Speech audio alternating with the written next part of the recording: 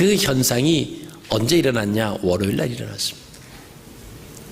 그리고 화요일 날 다시 예루살렘 성전을 딱 들어가는데 분위기가 싸하겠죠. 이 대제사장들, 제사장들과 그 성전에서 행했던 사람들이 아마 엄청난 손해를 지금 봤을 거다 이렇게 생각하면서 예수님을 예사로운 눈치로 바라보지 않는 거죠. 아주 그 사이가 극도로 나빠집니다. 대제사장, 서기관, 장로들, 이 성전 관리인들 아주 결탁을 해서 그 죄를 짓고 있던 그 사람들이 좋아할 이유가 없습니다.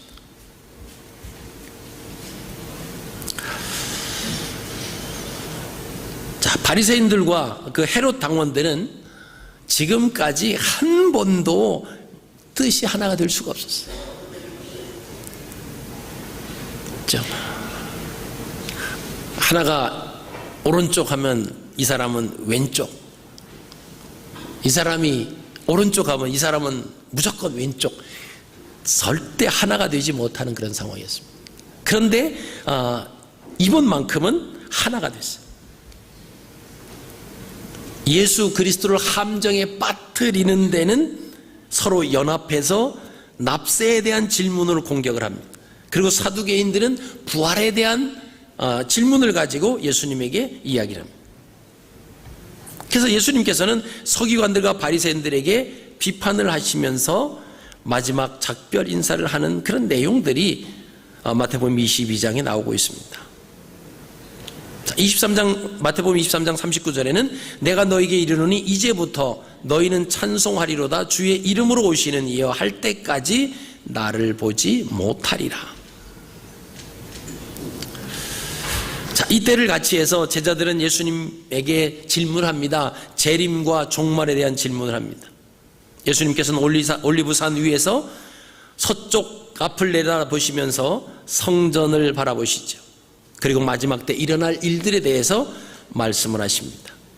자, 마태복음 24장에 보면 그 마지막 때 일어날 일들, 그 마지막이다, 재림의 시간 같은 건 정확히 말씀을 하시지 않으셨지만은 그러나 징조들에 대한 언급의 말씀이 있었다라고 하는 것을 우리가 보시게 됩니다. 이어서 25장에 열처녀의 비유를 말씀하시는 겁니다. 여러분, 이 열처녀의 비유에서 우리가 히브리인들의 결혼 문화를 우리가 이해하지 못하면 이 말씀이 잘 이렇게 들어오지 않습니다. 미련한 처녀 5과 슬기로운 처녀 5, 서로 대조를 이룹니다. 자, 미련하다 슬기롭다 하는 기준이 뭐냐라고 하면 3절에 근거해서 미련한 5 처녀는 여분의 기름을 준비하지 않았다라고 하는 것이고요, 4절에 슬기롭다라고 하는 것은 여분의 기름을 준비했다라고 하는 것이 기준입니다. 자, 열처녀 그 비유의 핵심은 뭐냐? 예수님이 다시 오실 때까지 제자들이 어떤 자세로 살아가야 하는가에 대한 해답을 해주고 계십니다. 그것이 깨어있으라, 3절 깨어있다라고 하는 것이 현재 명령형으로 되어 있습니다. 그러면 지금부터 예수님이 다시 오실 때까지 깨어있어야 된다라고 하는 그 말씀입니다. 자, 예수님께서 이제 이 본문 말씀을 하신 뒤 3일, 그러니까 금요일 날 자신에게 다가올 죽음을 직감하시는 거예요. 그래서 설교를 통해서 제자들이 홀로 서게 하는 격려와 경고의 말씀을 해주십니다. 여러분, 그 당시에 히브리 사람들의 그 결혼 문화를 보면 그 AD 1세기경이죠. 그 혼인 정년기를 보면 남자는 18에서 24살 사이, 여자는 10세대에서 14살 사이였습니다. 이게 전형적인 그 유대의 그 혼인 풍습인데, 그 혼인 풍습을 보면은 한 남자가 그 남자와 그의 장인 간의 계약을 맺어요. 그러니까 제가 결혼을 할 것 같으면 그 신부의 아버지하고 계약을 맺습니다. 요새는 뭐 연애 결혼을 하잖아요. 근데 그 문화는 그러지 않습니다. 그래서 이제 내가 당신의 딸을 데려가려고 하는데 결혼 지참금이 있죠. 그러면 하겠느냐? 그러면 이제 내 딸을 주겠다. 그리고 이제 둘이 합의를 하면 이제 결혼이 성립이 됩니다.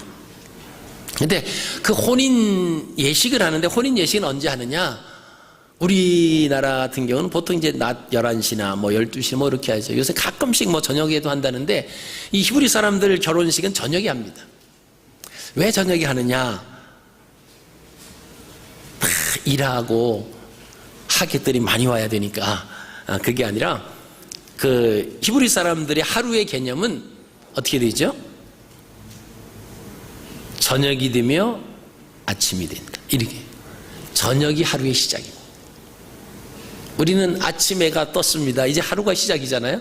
근데 이 사람들의 저거는 문화는 저녁이에요. 그래서 창세기에도 보면 하나님이 그 천지 창조를 하시고 저녁이 되며 아침이 되며 이른 첫째 날이라 이렇게 말씀하시죠. 그래서 저녁이 하루의 시작입니다.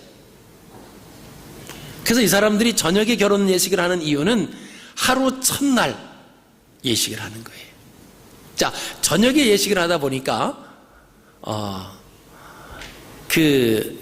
어두워지겠죠. 그러면 오늘 열 처녀가 나오는데, 그럼 열 처녀가 전부 다 신부냐? 신부가 아닙니다. 신부의 들러리들이에요. 왜 요새는 가끔 결혼식을 하면 이렇게 들러리들이 있잖아요. 그죠? 들러리들이 뭐 3명, 4명씩 이렇게 뭐 신랑 측 3명이면 뭐 신부 측도 3명, 뭐 4명 뭐 이렇게 또 맞춰서 이렇게 오는데, 사실은 뭐 한국 문화 같은 경우는 별로 그런 들러리들이 별로 없었죠. 그래서 근데 이제 그 히브리 문화 보면 이 들러리들이 있었는데 10명이었다라고. 누구 들러리냐? 신부 들러리입니다. 자, 저녁에 결혼식이 된다라고 했는데, 자, 그럼 신랑이 신부 집에 옵니다. 그럼 신부는 신부의 들러리들과 함께 신랑을 기다리는 거예요. 그래서 신랑이 오면 그 들러리들이 밤이니까 뭐 불빛도 없고 뭐 그렇잖아요. 그러니까 그 등을 준비해서 그 등불을 켜고 신부가 잘 갈 수 있도록 해서 어디까지 가냐 하면 신랑 집으로 가는 거예요. 그래서 신랑 집에 들어가면 이제 신랑 신부가 다 들어온 문을 닫습니다. 그리고 잔치가, 결혼 예식이 어디에서 진행되냐? 신랑 집에서 진행이 되는 거예요.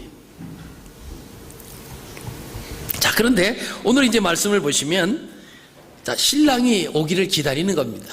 근데 보통 신랑이 뭐 초저녁에 오거든요. 그러니까 등을 준비했다가 같이 이렇게 등을 가지고 가면은 그렇게 기름이 많이 소요되지는 않습니다. 근데 오늘은 해프닝이 벌어졌습니다. 신랑이 안 오는 거예요. 그러니까 처음엔 긴장하고 기다렸는데 계속해서 신랑이 안 오니까 이제 밤이 깊어지니까 어떻게 됩니까? 이 신부 들러리들이 조는 거예요. 다 졸았다 그랬습니다. 10명 다 졸았어요. 열심히 자고 있는데, 자, 신랑이 온다 그 소리가 나서 활짝 깨나서 이제 신랑 맞이할 준비를 하는 거죠. 그 보니까 이 등에 기름이 다 꺼져가는 거예요. 이제 기름이 다 말라서 등불이 다 꺼져가는 겁니다. 근데 그 중에 5명은 혹시나 해서 어떠한 일이 벌어질지 모르기 때문에 여분의 기름을 준비해 놨어요. 근데 이 여분의 기름을 준비한다라고 하는 것은 사실은 귀찮은 거지. 귀찮습니다. 그 하나면 되는데, 보통 하나만 가지고 가면 되는데, 이 여분의 기름을 또 가면 또 하나를 이렇게 기름통을 또 들고 가야 되니까 얼마나 불편하겠습니까? 그 신부 들러리니까 그날따라 얼마나 잘 이렇게 그 옷도 또 멋있게 또 우아하게 잘 입었겠어요. 근데 거기 또 이거 들자니 귀찮았습니다. 근데 5명의 그 신부 들러리들은 그냥 등만 하나 딱 준비했어. 저는 오늘 이 말씀을 이렇게 준비하면서 이 여자아이들, 그러니까 신부의 친구들 들러리니까 나이가 10세에서 14살. 그것을 보면서 이거는 부모의 아직 도움을 받아야 할 아이들이다, 그 생각을 해봤습니다. 부모들이 우리 딸아이가 신부의 들러리로 가니까 조금 더 챙겨주고 조금 더 해줬더라면 하는 그런 생각을 잠시 해봤습니다. 어쨌든 그러니까 기름이 이제 다 떨어지니까 기름을 준비한 5명의 친구들이 있잖아요. 좀 달라. 나 좀 나눠 쓰자. 그랬더니 뭐라고 말합니까? 한마디로 거절합니다. 이유는 뭐죠? 우리 쓰기에도 부족할 것 같다. 그러니까 가서 파는 사람들에게 가서 사가지고 와라. 그러니까 등을 가지고 밝히지 못하는 이 들러리들은 등불을 밝히면서 신부 집에서 신랑 집까지 가야 됩니다. 그게 그들의 사명이었습니다. 근데 불 꺼진 등을 들고 가면 이건 갈 수가 없는 겁니다. 그러니까 이 5명은 기름을 사러 갔습니다. 신랑은 이미 왔습니다. 신랑이 와서 그 사람들 기다릴까요? 기다릴 이유가 없습니다. 자, 이제 신부 집에서 신랑이 집으로 출발을 하는데 5명이 등불을 비추면서 신랑 집으로 들어가서 잔치가 시작이 됐습니다. 오늘 나중에 기름을 준비해 가지고 온 그 사람들이 와서 문을 열려달라고 막 말합니다. 주여 주여 우리에게 열어주소서. 그런데 그때 12절의 말씀 뭐죠? 내가 너희를 알지 못한다. 그리고 닫혀진 문은 열려지지 않았다라고 하는 것입니다. 자, 이게 뭐냐면 그 당시에 히브리 사람들의 결혼 문화를 가지고 예수님이 천국에 대한 비유를 말씀해 주시는 거예요. 우리가 말세라고 하는 종말이라고 하는 단어는 언제부터 쓰냐면 예수님이 오심과 그때부터 예수님이 다시 오실 때까지를 우리가 종말이다 이렇게 단어를 씁니다. 그러면 예수님이 오실 때부터 종말이었어. 그리고 부활하고 승천하신 다음부터 계속 종말이 시작이 됐는데 벌써 2000년이 넘었다라고 하는 겁니다. 자, 보편적으로 신랑은 초저녁에 와야 되는데 그날따라 이 신랑은 한밤중에 왔다라고 하는 거예요. 그래서 13절에 하시는 말씀이 그런즉 깨어 있으라 너희는 그 날과 그 시를 알지 못하느니라.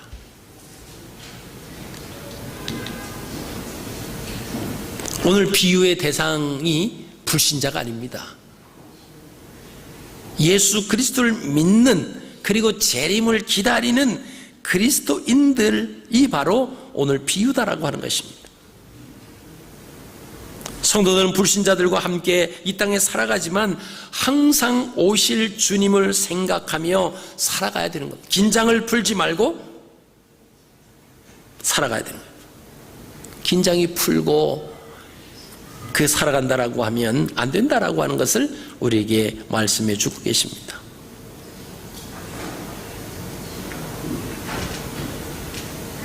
열 처녀 모두 등을 가지고 있었습니다. 신랑이 제때 왔으면 상관이 없는데 신랑이 제때 안 와서 문제가 발생이 되는 겁니다. 여분의 기름이다라고 하는 거예요. 여러분, 여분의 기름이다라고 하는 게 무엇일까? 그렇죠? 우리가 주님을 맞이할 이 땅에서 준비하는, 그죠? 2000년 동안 기다렸어요. 그래서 어떤 사람은 그래요. 뭐 매번 말세 하는데 뭐 주님이 언제 오시겠냐? 지금까지도 안 오셨는데 뭐 오시겠느냐? 근데 주님은 반드시 오신다라고 하는 거예요. 비록 신랑은 안 왔지만 신랑은 반드시 오는 거예요. 왜 옵니까? 신부가 있기 때문에. 신부를 데리러 신랑은 반드시 옵니다. 근데 왜 안 오는지는 몰라요. 무슨 일이 있는지는 모릅니다. 기별도 안 하고 뭐 요새 같으면 뭐 핸드폰으로 연락을 했겠는데 뭐 핸드폰도 없잖아요. 전화기도 없고 근데 연락도 기별도 없고 안 옵니다. 그러나 분명한 것은 신랑은 반드시 온다라고 하는 거예요. 주님께서 우리를 데리러 다시 오신다 그러죠. 예수님이 신랑이고 우리를 신부라고 말씀하시면서 우리 있을 곳을 예비하신 후에 반드시 우리를 데리러 오시겠다고 말씀을 하고 계십니다.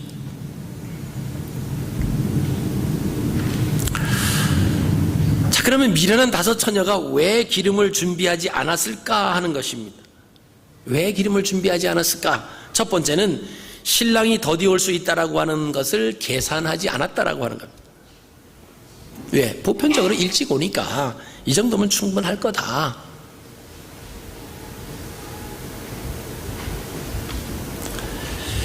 자, 2000년 전에 오셨던 주님 아직까지 오지 않고 계십니다. 그러나 예수 그리스도는 마지막 때 되어지는 일들, 징조를 통해서 이런 징조가 일어나면 내가 올 날이 가까워 온 것을 알아라, 그렇게 말씀을 하십니다. 그 대부분 마태복음 24장에 나오는 말씀입니다. 전 세계적으로 미혹하는 일이 일어날 것이고 난리와 난리의 소문을 들을 것이고 곳곳에서 지진과 기근이 발생할 것이고 그리스도인들은 환난을 당할 것이고 사랑이 식을 것이고 불법이 성행할 것이고 그러면 그 뒤에 신랑이 올 것이다.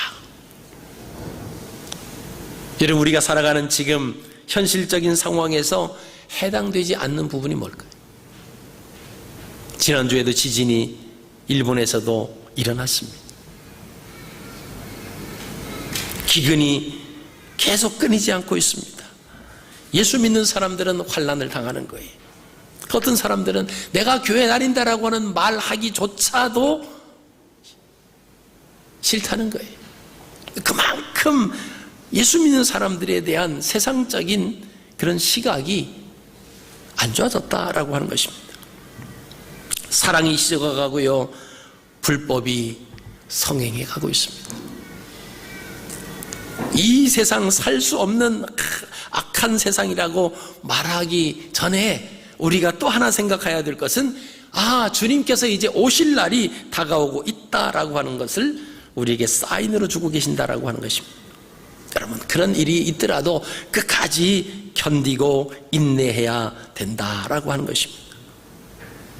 베드로서 3장 9절 말씀을 보시면 주의 약속은 어떤 이에 더디다고 생각하는 것 같이 더딘 것이 아니라 오직 너희를 대하여 오래 참으사 아무도 멸망치 않고 다 회개하기에 이르기를 원하시느니라. 늦게 오시는 이유가 성경에 있습니다. 베드로서 3장 9절에 있는데 그 뭐죠? 한 사람이라도 멸망받는 사람이 없기를 바랍니다.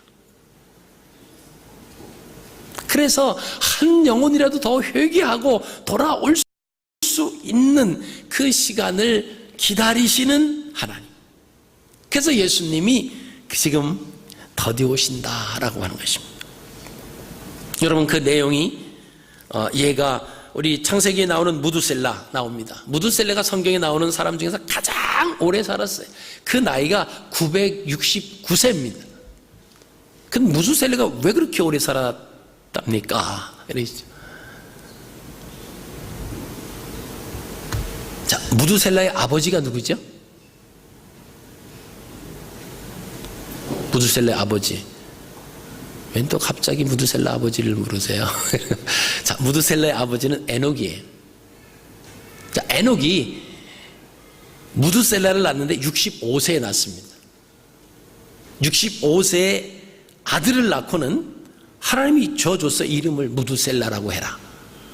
그리고 아들을 낳고는 300년을 더 살았는데 300년 동안 하나님과 동행했다. 성경 그렇게 기록하고 있습니다. 그리고 죽음을 보지 아니하고 하늘로 올라갔어요.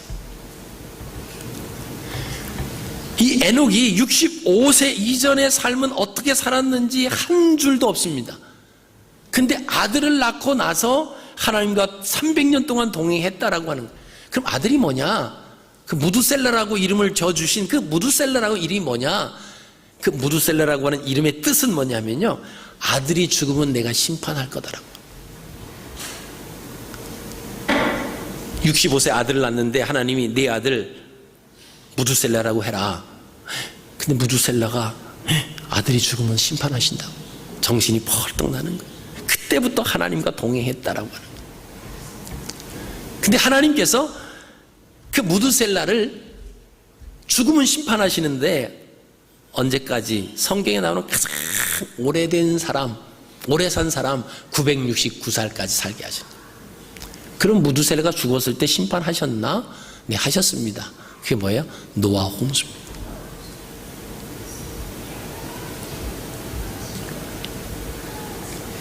자, 이 5명이 왜 여분의 기름을 준비하지 않았을까요? 두 번째는 거추장스럽다 이렇게 생각했을까? 우리가 오늘날 하면 주일날 교회만 가면 되지, 뭐 큐티하고 뭐 성경 읽고 뭐 또 교회 가서 바쁜 세상인데 그냥 주일날 그 교회 가고 어쩌다가 또 빠질 수도 있고 그런 거지 뭐 그렇게 거추장스럽게 하냐. 바로 그런 의도였을 거다라고 하는 겁니다. 세 번째는 깨어있지 못하였기 때문에. 그죠? 그러니까 신랑이 올 때 깨어있어야 돼요. 여러분, 깨어있다라고 하는 것은 안 자고 있다라고 하는 것을 오늘 본문은 말하지 않습니다. 여분의 기름을 준비한다라고 하는 거예요. 그건 뭐죠? 미리 준비하는 거예요. 자, 신랑이 올 때 깨어있다라고 미리 맞을 준비가 됐다라고 하는 거 아닙니까? 그러면 여기서 깨어있다라고 하는 것은 신랑이 언제 오든 신랑을 맞이할 준비가 돼 있는 사람, 그게 깨어있는 사람이에요. 그게 바로 여분의 기름을 준비해 놓고 있어야 된다라고 하는 거죠. 그 전에 뭐 첫째 기근과 전쟁과 환난과 지진과 사랑이 식어점과 이런 것이 다 일어나는데 얼마나 살기 힘듭니까? 그럼에도 우리에게 변하지 않는 단 한 가지는 뭐죠? 우리의 신랑 예수 그리스도는 반드시 오신다라고 하는 거예요. 비록 늦어지고 계신데 왜 늦어지시냐? 한 영혼이라도 더 구원하시기를 원하시는 마음으로 지금 더디 오시는 것이지 안 오시는 것이 아니다. 이 마음. 그래서 슬기로운 자녀들은 여분의 기름을 준비했다라고 하는 것입니다.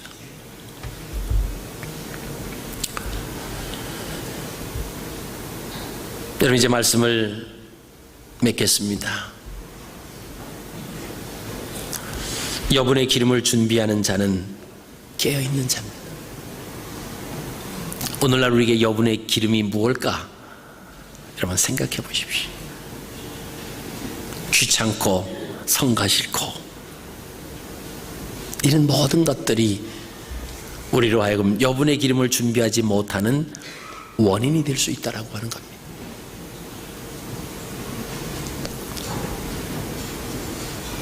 어제도 안 오시고 작년에도 안 오셨는데 뭐 언제 오실지 모르겠다. 그리고 긴장하지 아니하고 나태해 있을 때 우리는 점점 세상 속으로 들어갈 수밖에 없습니다. 이유가 많아요. 여러 가지 이유가 있습니다. 너무 피곤해요. 일이 많아요. 바쁩니다. 자, 일 많고 바쁘고 시간이 없고 그럼 천국 안 가나요? 아니잖아요. 우리가 이 땅에 살아가는 것이 모든 목적이고 모든 종착역이다라고 하면 가능하지만 적어도 예수 그리스도를 믿는 우리가 이 땅에 살아가는 삶이 종착역이 아니고 목적지가 아니다라고 하면 여분의 기름을 준비해야 된다라고 하는 것입니다.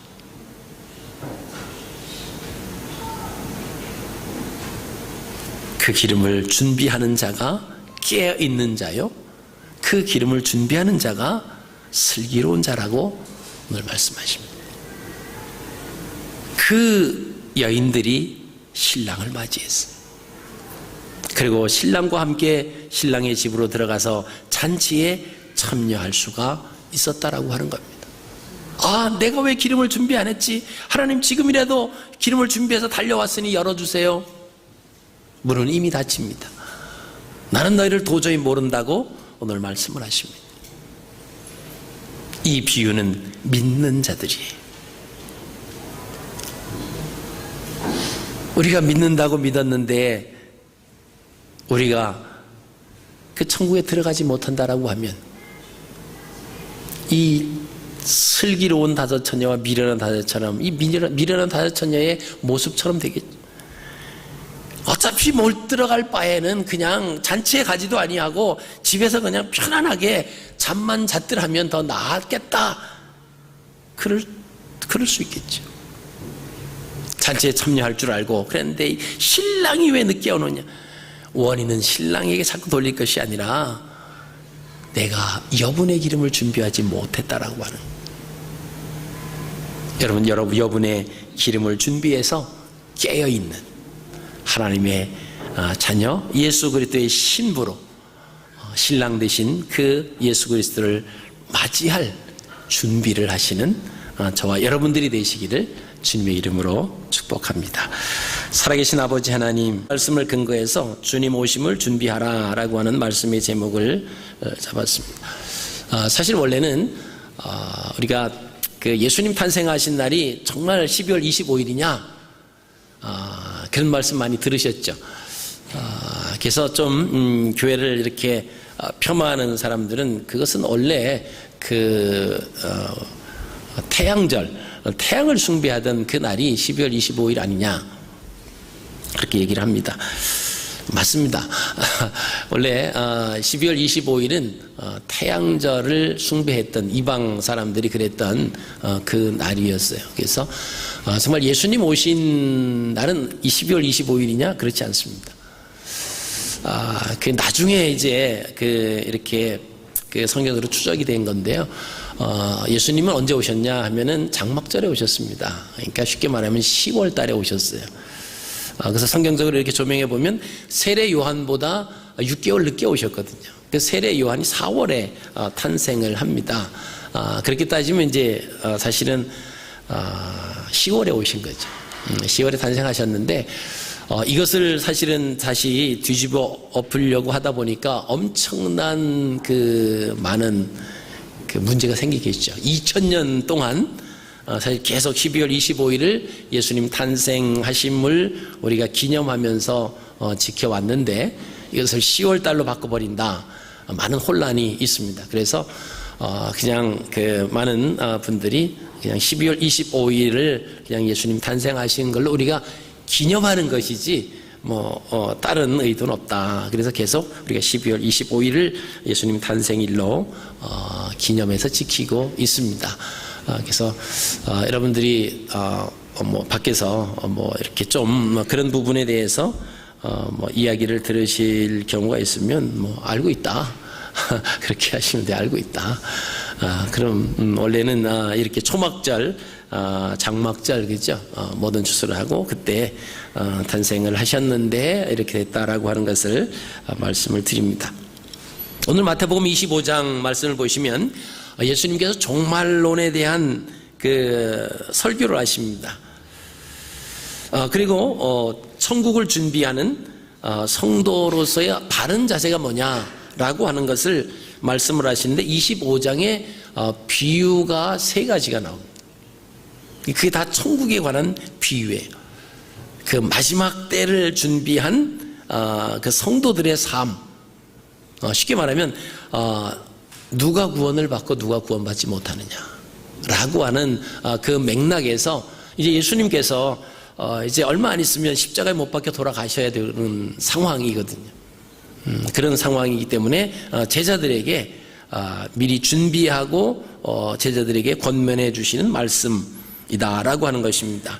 그래서 오늘 25장의 말씀 보시면 열 처녀의 비유가 나오고 달란트 비유가 나오고 양과 염소의 비유가 나오는데 서로 연결되어 있습니다. 자, 이 히브리 사람들은 3이라고 하는 숫자를 좋아한다고 그랬어요. 그래서 비유도 3중 구조로 되어 있다라고 하는 것을 우리가 보실 수가 있습니다. 자, 예수님께서 그 3가지 비유를 통해서 천국에 들어갈 사람과 들어가지 못할 사람을 말씀하시는데 먼저 첫 번째 열처녀의 비유입니다. 이 열처녀의 비유는 하나님의 말씀에 귀 기울이고 세상과 타협하지 않는 자와 하나님의 말씀과 상관없이 세상과 타협하는 자에 대한 그 결과에 대해서 말씀을 하셨습니다. 그래서 열처의 비유의 핵심은 뭐냐? 여분의 기름을 준비했느냐 이거예요. 오늘 본문에 나오는 미련한 5 처녀에게는 예수 그리스도께서 내가 너희를 알지 못한다 이렇게 12절 말씀 보면 그렇게 말씀하신다라고 하는 겁니다. 그들은 천국에 들어가지 못하는 사람들. 그 다음에 2번째 비유가 달란트 비유입니다. 달란트 비유는 수고하는 자와 헛수고하는 자에 대한 말씀이세요. 그래서 달란트의 그 비유의 핵심은 뭐냐면 수고와 헛수고입니다. 열심히 같이 수고를 했는데 어떤 사람은 그 앞에 한 단어가 더 붙는 거예요. 헛수고. 핵심을 달란트 비유에서 말씀해 주시죠.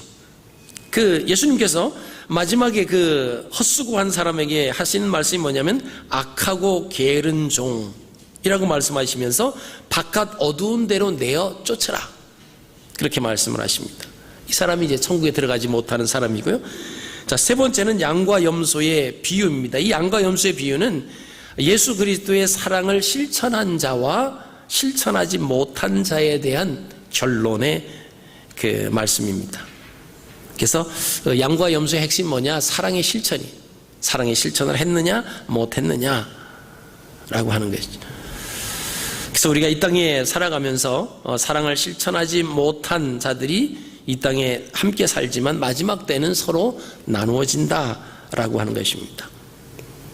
그래서 양과 그 염소에 대한 비유죠. 염소에게 그리스도의 그 너희는 영벌에 들어가리라 이렇게 말씀을 하십니다. 그래서 오늘은 대강절을 준비하는 첫 번째 주일이기 때문에 오늘은 이제 열처녀에 대한 비유를 먼저 함께 생각하시고, 그다음에 이제 다음 주에는 이제 달란트 비유, 그리고 그 다음 주에는 양과 염소의 비유, 이런 식으로 말씀을 함께 나누시겠습니다.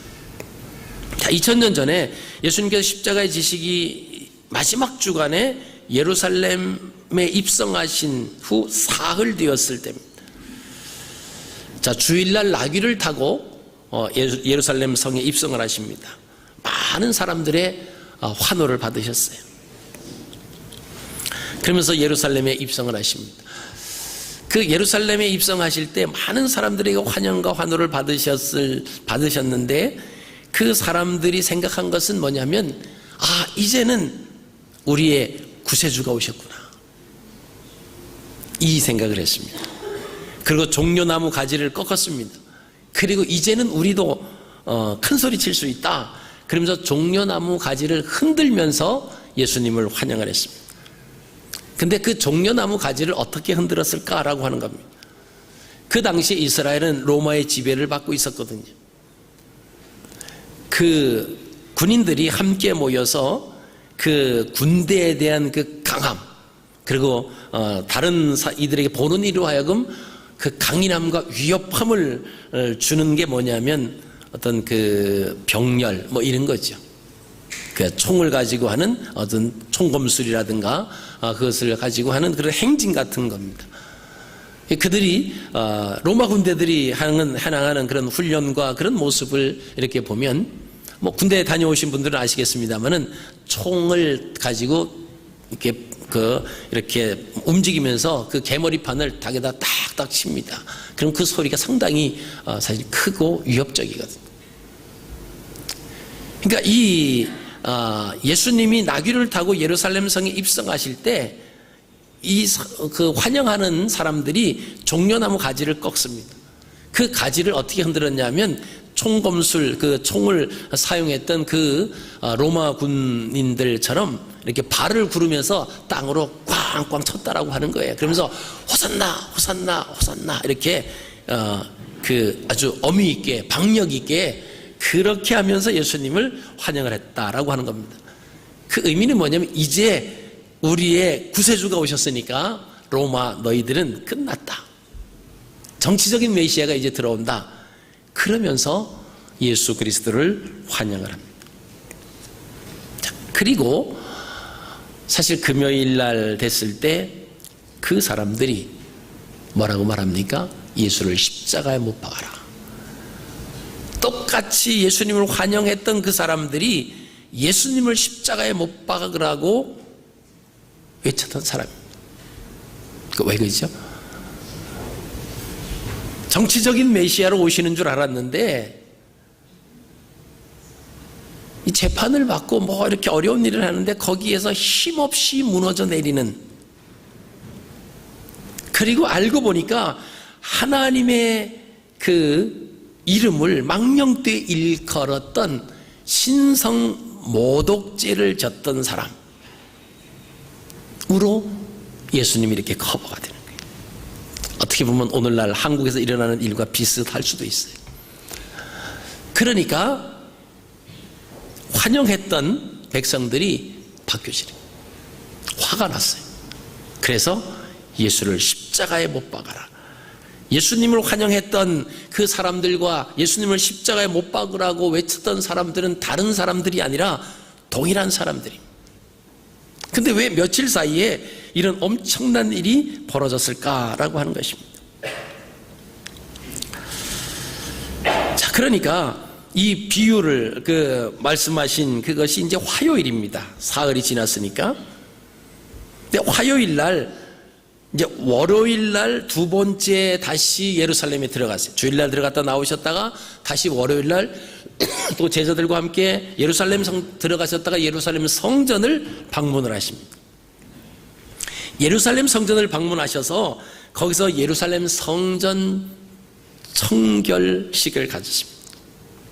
예루살렘 성전에 들어가 봤더니 엉망진창이에요. 이건 성전이 아닙니다. 그곳에서 비둘기 팔고 돈 바꿔주는 사람들이 이것은 완전히 장사하는 장사치들 시장 바닥이지 하나님 앞에 예배하는 곳이 아니에요. 거룩한 곳이 아니었어요. 여러분 그때의 그 상황에 그 비리를 좀 보면요, 돈을 바꿔주면 왜 돈을 바꿔주기 시작했느냐라고 하면 세상에서 쓰던 돈을 성전에 들어와서 하나님 앞에 드리는데 세상에 그 돈이 어느 사람 어디에 갔다가 왔는지 모르잖아요.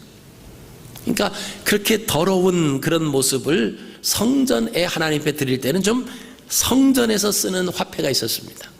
그래서 성전에 쓰는 화폐로 바꾸어서 드리도록, 그래서 이제 성전에서 돈을 바꿔주는 사람이 있었습니다. 어떻게 바꿔줘야 될까요? 1대1로 바꿔줘야죠. 바꾸어 주다가 보니까 사람이 욕심이 생기는 거예요. 조금씩 이제 환율을 더 붙이는 거예요. 1대1로 안 바꿔주고 그 남는 것이 괜찮거든요. 이게 자꾸 욕심을 내는 거예요. 그런 마음을 가지고 하는데 성전에 와서, 그러니까 성전 돈의 화폐가 자꾸 올라가는 거예요. 전에는 일부를 주면 일부를 줬는데 이제는 성전 화폐 일부를 바꾸려고 하면 세상에 쓰는 돈이 일부르면 안 돼요. 그러니까 성전 화폐가 자꾸만 올라가는 겁니다. 그 이득을 이 성전에서 그 돈을 바꿔주는 사람들이 제사장들과 결탁을 해서 자꾸 이득을 취하는 겁니다. 그리고 또 비둘기를 바꾸고 비둘기를 팔고 그런 사람들이 있었습니다. 뭐 사실은 이제 다른 짐승들도 팔고 그랬는데 비둘기를 판다라고 하는 것은 뭐냐면 하나님 앞에 나올 때 빈손으로 나오지 아니하고 하나님 앞에 재물을 가지고 와야 됩니다. 근데 가난한 사람들 또 부한 사람에 따라서 하나님이 요구하시는 재물이 달랐습니다. 근데 가난한 사람은 뭐 소를 드린다든가 양을 드린다든가 그럴 수 없잖아요. 그러면 산비둘기나 집비둘기를 잡아다가 하나님 앞에 드릴 수 있었습니다. 그런데 집에 집비둘기가 없을 수도 있잖아요. 산에 가서 그 산비둘기를 잡을 수 있는 그런 상황도 안 되는 사람들 있을 수 있지 않습니까? 그러면 그 사람들이 성전에 와서 비둘기를 살 수 있도록 배려를 해준 겁니다. 자, 근데 거기 어떤 현상들이 일어났을까라고 하는 거예요. 자, 하나님 앞에 드리려고 제물들을 가지고 옵니다. 소를 끌고 오고 양을 끌고 오면 와서 제단에서 하나님 앞에 그것을 제물을 드리기 전에 먼저 저는 아무개 지파 아무개입니다. 그러면 각 지파별로 그 제사장들이 따로 있습니다. 그러면 그 해당되는 지파의 제사장이 나가서 확인을 하고 어떤 제사를 드리려고 한다 확인을 하고 그 다음에 그 제물을 그 인스펙션을 해요. 검열을 합니다. 왜? 하나님 앞에 드려지는 제물이기 때문에 흠이 있거나 어떤 상처가 있거나 뭐 다리를 절거나 온전하지 않는 것을 드릴 수가 없는 겁니다. 그래서 다 점검을 해서 온전하면 오케이. 그리고 들어와서 성전에서 그 제물을 가지고 하나님 앞에 제단을 쌓을 수 있도록 하고 그 제물을 하나님 앞에 그 제사를 드리는데 이 제사장이 도와주는 겁니다. 근데 하나님 앞에 드릴 수 없는 그런 짐승이 될 수 있죠. 집에서 출발할 때는 온전히 왔는데 오다가 뭐 그 당시에 도로가 그렇게 좋지도 않았겠죠. 뭐 가시에 어디 찔려서 상처가 났다든가 뭐 오다가 다리에 돌부리를 쳐가지고 다리를 전다든가 이러면 하나님 앞에 드릴 수가 없어요. 그러면 이 사람들이 다시 가서 재물을 다시 가지고 다음에 와야 돼요. 그래서 그런 것을 대비하기 위해서 얼마나 뭐 시간과 뭐 많은 낭비가 되잖아요. 그래서 성전에서 그런 가축들도 좀 준비해 놓았습니다. 사람들이 가요 보니까 온전하게 했는데 가서 검열을 받다 보니까 가는 중에 여러 가지 해프닝이 일어날 수도 있으니까 사람들이 성전에 가서 돈을 가지고 와서 성전에 가서 그 재물을 사자, 이런 현상들이 자꾸만 일어나는 겁니다. 근데 성전에서 준비하는 그 재물들은 이 공급 수요가 맞지 않는 거예요. 공급이 미처 해줄 수가 없는 겁니다. 그런 사람이 점점 많아지니까. 그러니까 어떤 현상이 일어나냐 하면 성전표는 무조건 오케이. 제사장들하고 또 결탁을 하는 거예요. 그럼 와서 돈 주고 샀는데 자기들이 봐도 성전에서 내주는 그 예를 들어서 염소, 뭐 송아지 아니면 양 그랬는데 자기들이 봐도 그냥 일반 이 성도들이 봐도 이거는 좀 흠이 있는 거예요. 상처도 있고 이건 뭔가, 근데 그것을 가지고 가면 제사장은 오케이 하는 거예요. 이러한 일들이 성전 안에서 벌어지고 있었다라고 하는 거예요. 제사장과 뭐 레위 지파들이 그 일을 했겠죠. 서로 결탁을 해서 서로 이득을 챙기는 거예요. 그러한 모습을 예수님이 보시고는 가만히 계실 수가 없잖아요. 예수님이 거기서 화를 내시는 겁니다. 그리고 막 성전상을 다 뒤집어 엎으시는 거예요. 그리고 채찍을 만들어 막 다 내쫓, 뭐 상은 돈 바꾸는 거 엎으면은 다시 뭐 이렇게 할 수 있지만 비둘기도 막 다 내쫓아 버리니까 이 비둘기들이 다 날아가 버릴 수도 있고.